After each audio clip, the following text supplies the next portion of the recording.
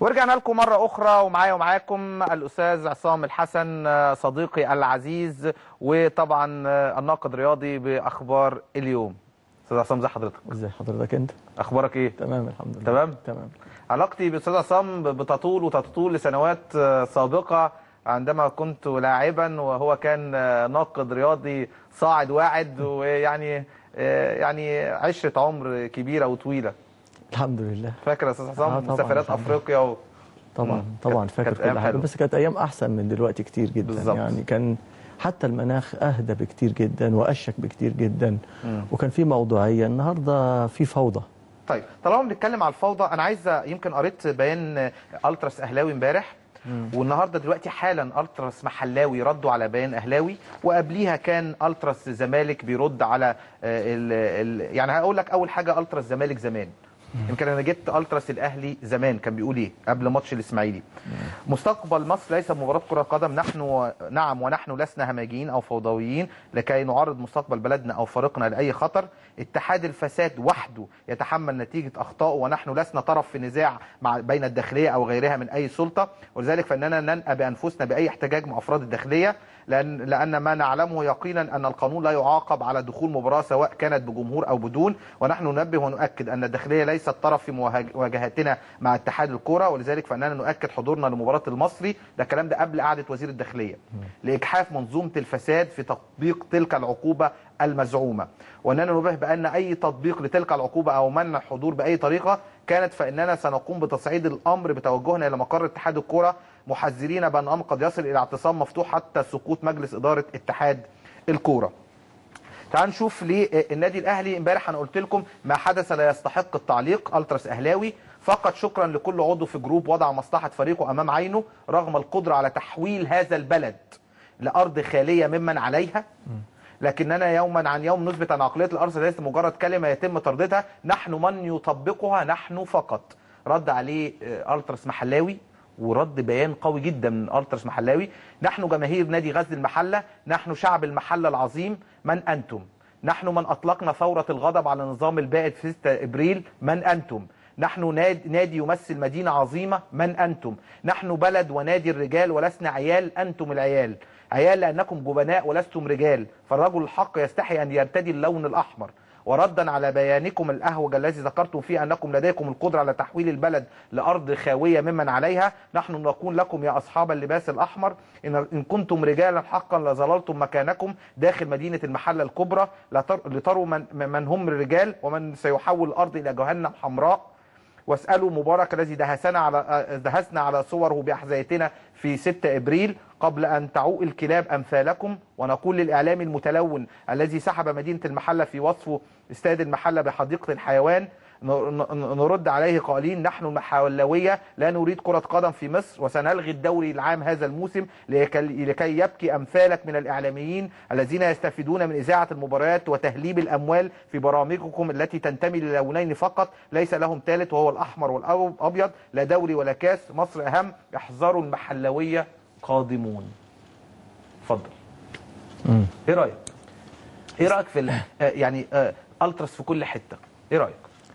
يعني ما حدش يزعل بس بالكلام اللي انا بقوله. هو طبعا اللهجه دي واللغه دي صعبه جدا، صعبه جدا، يعني لا تتناسب مع جمهور رياضي. لا مش جمهور رياضي، احنا اساسا دي الرياضه منافسه شريفه، يعني مش لغه تهديد ووعيد وخناقه ومشاكل، بس ده انفلات، يعني ده استمرار للانفلات العام اللي احنا بنعيشه. ما هو احنا دلوقتي في انفلات جماهيري وانفلات اعلامي وانفلات امني، هو انفلات عام يعني. لكن انا كنت اتمنى ان ما يكونش في اللغه دي ابدا ابدا، لان واضح ان في تهديد ووعيد بين الجماهير وبعضها، لكن للاسف الشديد احنا هنوصل لفين بقى؟ احنا هنوصل لفين يعني؟ هل اللي احنا شفناه امبارح ده ماتش كوره؟ تاني حاجه، احنا هنستنى ايه لغايه ما توصل يحصل بقى كارثه كبيره اعظم واكبر من اللي احنا بنشوفه دوت؟ ما اعرفش. اتمنى ان يكون في ضوابط اعنف واقوى واشرس، لان مش هنستنى يكون في ضحايا. يعني احنا دلوقتي بصدد ان احنا المرحله اللي جايه هيبقى في ضحايا، مش كده ولا ايه؟ فاتمنى يعني ان الامور تتاخد بشكل موضوعي اكتر وعقلاني اكتر. بس عشان بس ما تفتكرش ان انا جايب انا بقول الكلام ده اللي موجود مدينه المحله في وصف استاد المحله بحديقه الحيوانات، ده مش انا على فكره، عشان الناس ما تفتكرش ان انا بقول ان انا اللي قلت كده يعني، لا ده احد الاعلاميين انا ما اعرفش مين الله اعلم، ولكن في النهايه عايز ليا تعليق بس. يعني انا اللي شفته على القنوات الفضائيه المختلفه امبارح ابعد ما يكون برضو على ان يكون في نقد رياضي بناء يعني، ولا حياديه. لا ما فيش حياديه، لا بص، ما فيش حد يتعصب بالشكل اللي انا شفته ده. وبعدين لازم كل واحد يعرف دوره ايه. المعلق معلق والناقد ناقد، ده المعلق دلوقتي بيتكلم على التحكيم دلوقتي ما ينفعش الكلام اللي ده فوضى، ما هو ده استمرار لعمليه الفوضى والعشوائيات اللي احنا بنعيشها يعني. ما ينفعش انا بذيع ماتش يبقى انا بذيع ماتش، ما ينفعش يتقال على ملعب في بني ادمين يتقال عليه حديقه حيوان. ومش من حق مقدم برنامج ولا معلق ماتش انه يقول الكره جول ولا مش جول. معلش يا كابتن خالد، كل واحد يعرف دوره ايه. مع عمليه خلط الاوراق دي مدرب والحكم حكم واللاعب لاعب والجمهور جمهور. لكن ان انا ما انا كده اما بقول رايي انا الشخصي، الجمهور اللي بيتفرج الملايين دي اللي على الشاشه بتتاثر برايي، فتبتدي بتشعل نار الفتنه. لا، كل واحد يلتزم بدوره. استاذ عصام بصراحه بمنتهى الصراحه اما بيغلط واخطاء فادحه وقويه جدا جمهور الاهلي وما بعده الزمالك، بيبقى فيه طبطبه من الاعلام، وفي ده مستقبله، وده في جامعه، وده امه بتعيط، وده كذا. اما بيبقى فيه محله زي دول لا بدوس وبقول. اما بيكون في لعيب ما بيقولش الحقيقه ده منافق. لما يكون في نجم بيمثل وبياخد اي حاجه او ما بيجي جون ويمثل انها جون او اي حاجه، ما بقولش عليه منافق. ليه بندوس على الانديه اللي هي ملهاش ظهر بالعربي كده اعلامي؟ ما انت رديت عليها في البدايه، ما انت قلت الاعلام مش محايد. خلاص وانا متفق معاك، خلاص انت بالكلمه دي بيخاف على شعبيته الاعلامي، بيخاف على شعبيته طبعا، لان مؤثر جدا بالنسبه له ان هو بيقدم برنامج عايز بقى يكتسب اكبر كميه جماهيريه من اللي بيشوفوه. تاني حاجه طبعا في دور اعلاني في الموضوع كبير جدا. انا بعتقد ان الامور ديت في اطار الانفلات الاعلامي برضه اللي انا بتكلم عليه. الناس مش فاهمه يعني ايه اعلام. انا بكلمك بصراحه والناس ما تزعلش. واضح ان معظم البرامج الاعلاميه، مش الرياضه بس، بصفه عامه في مختلف القنوات تمام، وعلى صعيد مختلف الانشطه ان الناس اللي بتقدم اي برنامج دورها الرئيسي مصلحتها الشخصيه بس. لكن مش عارف ان المردود ده بيؤدي وبيأذي الدوله في ايه او الشعب في ايه. خاصه من الانفلات الاعلامي، انت عارف ان الفضائيات دي الناس بتتفرج عليها في مختلف البلدان، مش في مصر بس. ان في مصريين في مختلف البلدان العربيه. لا تتصور ولا تتخيل حجم مثلا المكالمات اللي انا ممكن بتلقاها او الايميلات اللي بتلقاها، انها بتعترض على السخافات والاساليب النقديه في، برضو بقول في مختلف البرامج مش الرياضه بس.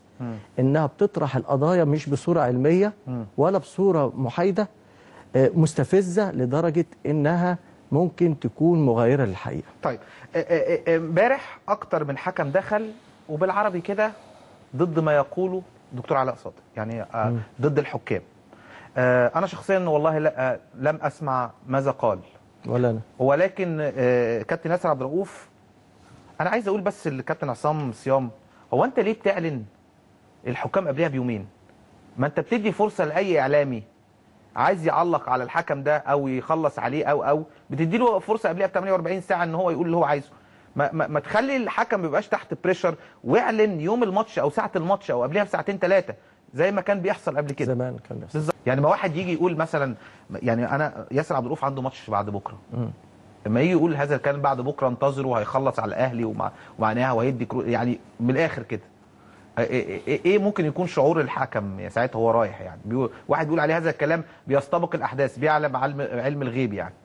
هو اكيد طبعا نوع من تشويه الصوره طبعا دي مؤثره طبعا من الناحيه الكيان كنفسه ككيان تحكيمي وككيان شخص مرتبط باحداث حواليه. هل ده مش احد اسباب الانفلات الاعلامي؟ ده احد اسباب اللي بيحصل الشغف في الملاعب. ما احنا بنقول بص، الانفلات الاعلامي ليه دور مؤثر جدا في الانفلات الجماهيري، لان انت لما الناس بتشوفك او بتقرا لك او بتسمع لك بتكون عناصر مؤثره جدا في تركيبه شخصيه الجمهور وتكوينه واتجاهاته وتوجهاته.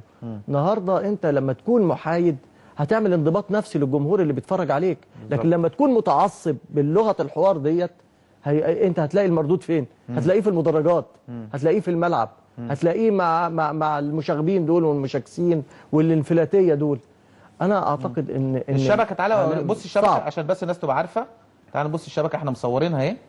بصوا يا جماعه، استنى يمكن سبحان كوره سابت كل حته في الشبكه ودخلت في الحته دي بس يا استاذ عصام، ودخلت في الحته دي عشان لغرض ما عند ربنا سبحانه وتعالى عايز يثبت حاجه. الحته دي اللي دخلت فيها الكوره، تخيل. بس الكوره ده الشبكه من ورا دي يا خالد، مش من الجنب. دي منطقه الشبكه دي من ورا. لكن لا، هي ما دخلتش من الناحيه دي. لا دخلت من الناحيه دي. لا تشوف الكوره، خليه يعيد الجول دلوقتي. دخلت من الحته دي بالظبط. لا دي ورا، دي شبكه من ورا مش من الجنب. لا من ورا، من ورا الجول نفسه. طب نشوف الجول، خلينا نشوف الجول وبعدين نتكلم ونقيم تقييم موضوع. دي الشبكه اللي هو بتاعت الجول نفسه. ماشي نشوف الجول دخل ازاي. دخل ازاي؟ تعال يا ريتهم يجيبوا لنا الجول. لفت بص، هي دي الفتحه دي ناحيه اهو بيجيبوها لك اهي. ماشي بس دي ناحيه الشمال سن. ماشي نشوف الكوره دخلت ازاي بس. وتحت كمان لا، هي الحته دي المفتوحه بس اهي اهي. دي حتى الفتله مقطوعه اهي. يعني دي الكره مش هتعدي من الحتت الثانيه، هتعدي من دي تعدي اهي اهي يا كابتن اهي. هي ورا كده ناحيه الشمال كده. طب ماشي ما احنا هنشوف سوا. بص اهي بص هنشوف سوا اهو اهي ودخلت ورا اهي ودخلت عاليه اهي عاليه اهي وراحت عاديه اهي في الحته اللي انا بقول لك عليها. ما هو ده بقى الانفلات الجماهيري اللي احنا بنتكلم عليه. ما هو ده طبيعي جدا. وبعدين عايز اقول لك حاجه، دي مش هتبقى اخر مره يحصل فيها الانفلات الجماهيري ده. طب انا عايز اعرف الامن واقف يعني، ساب الجمهور ينزل كده بص بينط اهو. لا ده مع ان الامن قام دوره كويس يعني، انا ما بقولش. لا انا شايف بقى، معلش يا خالد برضو عشان نتكلم على مين بيقوم بدوره ومين ما يقومش بدوره. تمام. انا ما شفتش الامن اتحرك الا بعد ساعه من الاحداث. خلينا بقى نتكلم كلام. جمهور المحله راح يضرب جمهور الاهلي. ده وصلت بقى هي المرحله هنا اهو المرحله هنا اهي. ايوه عمالين يرموا على جمهور الاهلي يعني. شوف وصلوا لفين. هو ده السؤال اللي انا عايز اساله لك انا بقى. هنغير بقى المقال. ازاي يوصلوا لغايه جمهور الاهلي؟ يعني قطعوا الملعب كله من المدرج الدرجه ثالثه شمال لغايه ما وصلوا للدرجه يمين ثالثه يمين. بتقول لي الامن قايم بواجبه. طب يعني ايه قايم بواجبه؟ هو بعد ربع ساعه او ثلث ساعه ابتدوا يتحركوا. ما ينفعش المفروض وهم في المدرجات ما ينزلوش ارض الملعب. هنا لازم يكون في سياج امني قوي. يعني انت كان المفروض يعملوا كده ده من الاول. ده لا، ده بعد ساعه مش ثلث ساعه ولا نص ساعه. لا الكلام ده بعد ساعه من الكلام ده. او ساعه الا ربع بالكتير قوي يعني واخد بالك. لكن ما ينفعش المرحله اللي انا شفتها ان اول ما حسب الجول الاقي 1000 واحد في الملعب. ما ينفعش. ازاي؟ ايه ده تقول لي قايم بواجبه فين يا راجل؟ ما ينفعش الكلام ده. لكن يعني انت شايف ان كان من المفترض عدم نزول الجماهير ارض الملعب من البدايه. ما كانش فيه سياج امني قوي يحد من التوتر ده. تتخيل لو جمهور الاهلي نزل كان حصل ايه؟ كانت هتبقى مجزره. ما هو احنا مش هنفوق. في بدايه كلامي برضو قلت لك احنا الكلام ده هيوصلنا لمأساة. سواء انفلات جماهيري او انفلات اعلامي هنفوق على كارثه. الشماريخ في الملعب عادي، خد بالك. لا عادي يعني، مش دي القضيه. هو على فكره جمهور اللي هم الناس الصبيه اللي نزلوا رموا على الاهلي والاهلي راح رمى عليهم. وده بص ده ما اتحرق تقريبا ده ولا ايه؟ وهو اللي منزله الملعب اساسا ده دم. ايه اللي نزله الملعب؟ مين دول اساسا؟ بص يعني ولد صغير عنده 15 سنه. هو مش مين ده، هو مين دول كلهم؟ ويافطه احنا جايين نغرق الفلاحين. هو فعلا انا شايف كده. نوع من المداعبه بس ما تحصلش لا بص عايز اقول لك حاجه. الاستهتار والتراخي من البدايه اساسا بيؤدي للمأساة اللي انت بتشوفها دي. وانا برضو مره وثانيه وثالثه ورابعه اؤكد ليك ان دي لا هتكون اخر مره على فكرة. دي مش اخر مره على فكره هتشوفها كده. خلاص هو الدنيا فيها انفلات عام زي ما انا بقول لك.